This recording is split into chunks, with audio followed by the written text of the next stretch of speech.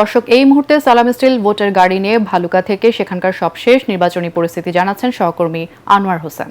সালাম স্টিল ভোটের গাড়ি। আমি আছি ময়মনসিংহ 11 ভালুকা উপজেলায়। এই উপজেলাটি 11টি ইউনিয়ন এবং একটি পৌরসভা নিয়ে গঠিত। এই উপজেলায় মোট ভোটার সংখ্যা হচ্ছে 3,58,659 জন। এখানে 6 জন প্রার্থী প্রতিদ্বন্দ্বিতা করছেন, তবে মূলত এখানে লড়াই হবে বিএনপি এবং স্বতন্ত্র প্রার্থীর মধ্যে।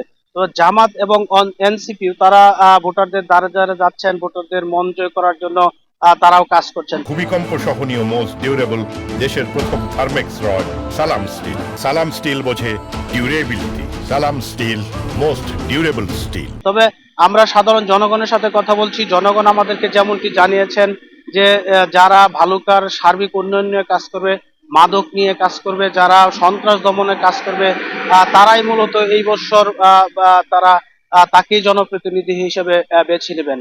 এই ছিল আমার কাছে সর্বশেষ ময়মনসিংহের ভালুকা থেকে।